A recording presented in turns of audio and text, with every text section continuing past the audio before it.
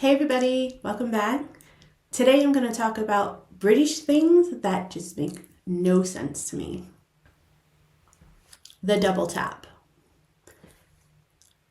I took a while to catch on to this, to be honest with you, because in most of the places that I lived, they had the two taps, which is completely normal, even in America, but it all went to the one faucet. But as I've lived here for a little while and I've moved to new places and I've worked in different places, I've realized the double tap situation and why so many people complain about it. So for those of you who are not familiar, the double tap situation is you of course have two taps, with one with hot and one with cold. You don't just have the two knobs, you have actually two separate faucets. And they're separated pretty far from each other on each end of the sink. I know that Brits are used to this, but it's really annoying because the hot gets extremely hot and you're almost burning your hands as you're washing them. And then the cold is extremely cold and you have to kind of go back and forth like this so you're not freezing your hands or burning them. It is really annoying. I'm not gonna lie.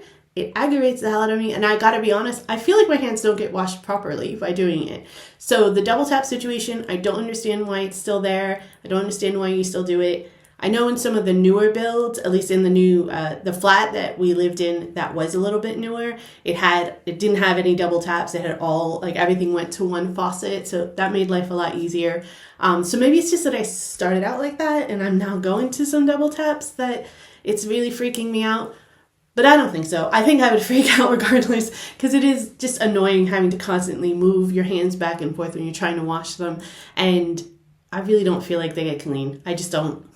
I suppose there's a history behind it, like probably, early plumbing kind of story. If you guys know about that, put it in the comments below so that I can at least have a little bit of understanding for it. But it just doesn't make any sense to me. I don't know that it's ever gonna.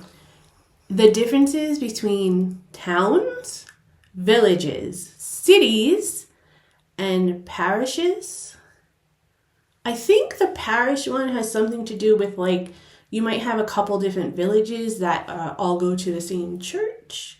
I think that's kind of where that comes from, but I still don't really understand how towns are determined differently from villages, differently from cities. I don't know how many places I've been where I've talked about them later and I've been like, oh, we went to this city or we went to this town, and I was abruptly corrected that they are not a town or they are not a city or they're something else.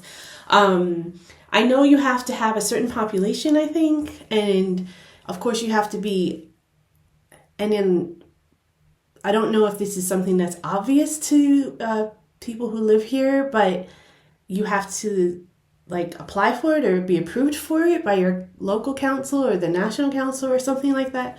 I don't really understand it. It doesn't make any sense to me. I'm sure I am being a complete American about this because I know when English people come to America and they're like, wait, you have cities, townships, counties, states, and then the country, and it's confusing for them. And of course, I grew up with that, so it's easier for me to understand. So maybe it's one of those things, but I can't get my head around it. I don't understand the differences. I don't know that it matters. I'm probably gonna get a lot of hate for that statement, but I'm being completely honest. I don't think it really matters. Butter on sandwiches. No, I've talked about this before, and as long as I have known English people, which has been a little while now, even before I've moved here, I still don't get it. Y'all put butter on your sandwiches and I don't understand. I know it's a staple for you all and you guys it keeps the, someone's mentioned to me that it keeps the spread from making the bread soggy or something, but it tastes funky. It gives it a completely different taste. And for someone like me who hates butter, I can't stand that taste mixed in with my sandwich. And I love sandwiches. And you guys have some really good sandwiches. You're really creative with your sandwiches. And y'all, when you put salad on your sandwiches, you do cucumber with it, which we don't do in America, but I actually really like. We do things like pickles, which are good. They just give it a different kind of flavor. The butter thing, I still can't get my head around it, and I've tried it a few times, you guys, and I trust me, I keep forgetting to tell people to take it off my sandwich when it's being made. So I've had my fair share of sandwiches with butter on it. I don't understand why you guys do it. It doesn't make any sense to me. Even the whole like keeping the bread not soggy thing, which I get because I hate soggy bread. It's gross to me and it makes me sick to my stomach. But I don't even understand that theory, to be quite honest with you. The English people have no sense of urgency. So sometimes I'm sitting here and I'm trying to get something done, or I'm waiting for somebody else to do their piece or their part in order to get something done. And I'm waiting and waiting and waiting and waiting. And I just can't get that. I just can't get my head around that. It's so frustrating for me. Of course, this happens a lot in the work setting, where I'm waiting for someone to do their part so I could do my part, or waiting for a communication, or, people are just like, I'm asking them to clear something up or, fix something in the system, and I'm waiting like 2 days for something that, in my opinion, from what I know about it, takes a couple minutes. I know everybody's busy. I know everybody's got other priorities. And I certainly am not so arrogant as to think that whatever I feel is urgent or the first priority is everybody's first priority. But I do feel like there's just a complete lack of urgency to get things done. It's just, everyone is just, it'll happen eventually. We'll get there eventually. It's just such a different environment for me to live in and work in, where there's no real incentive to really go at a fast pace or get things done in a very quick or efficient manner. Things are just scheduled really far out, and in some ways it's fantastic because it gives you time, it gives you much needed time to rest, right, in between tasks and all of that. And I'm not taking that away from anyone, because I do think that deserves its due. And it, of course, is something that I enjoy about being here in England, but it's also something that frustrates the hell out of me. This is going to sound like kind of strange, and obviously this is very personal to my unique experience, but heated towel racks. I don't get heated towel racks. It's not that we don't have them in America, but they're definitely a luxury in America. You don't have them in your homes for like normal, average, working class people don't have heated towel racks in their bathrooms in America, as far as I'm aware anyway. I don't like them. It is not...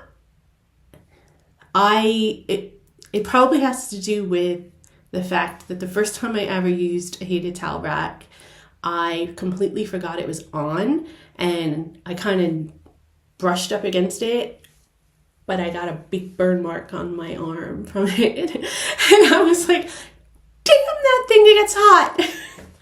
Don't get me wrong, it was really nice to have a warm towel to wrap myself around with when I was getting out of the shower and everything, but I don't know, and maybe I'm just too accident prone and it just doesn't work for me personally, but now I'm scarred for life and I don't get them.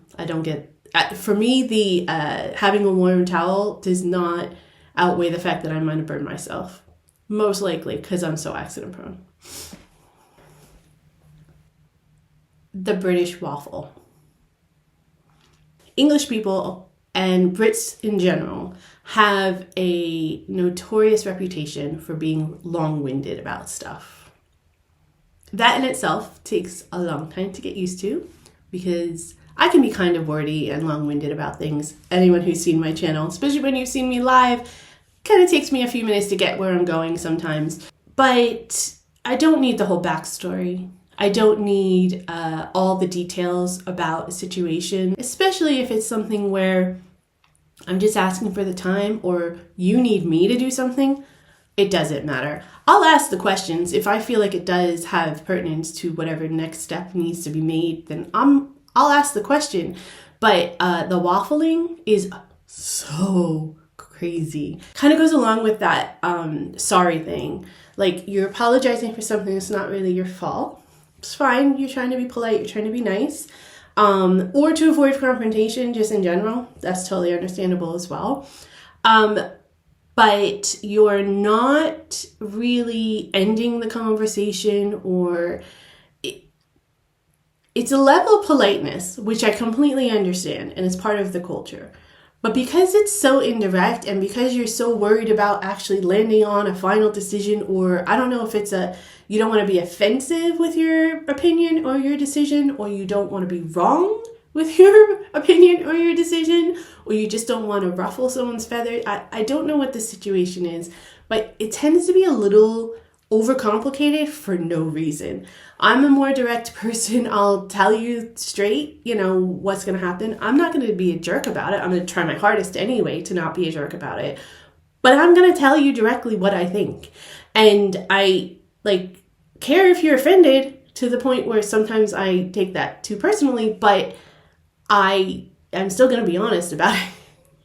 And I'm still just going to tell you, hey, I need you to do this, or hey, would you mind doing this? I'm not going to give you the whole backstory unless you need it, because I don't think you need it in most cases. But if you do, you'll tell me and I'll give it to you so that you can make whatever decision you need to make. At the end of every decision, whatever conclusion we finally get to, is that all right? Are you okay with that? Yeah. We just came up with that decision together. Why would I not be okay with it? It's fine. I know it's a way of English people to try to be polite and everything. And I know it's part of the culture. And I have to figure that out. And, part of the indirectness, directness, communication thing between Americans and English people. But it's just something that I don't understand why you as a culture feel the need to apologize all the time or make sure that nobody is, or just having to go back and forth on your decision. I just don't understand it. Maybe I never will. I don't know. There you have it, guys. Those are the things that I have picked up here in England so far that make no sense to me. Maybe they make sense to you, though. Maybe I'm missing something. Let me know in the comments below. Otherwise, I hope you guys enjoyed this. I will see you in the next video.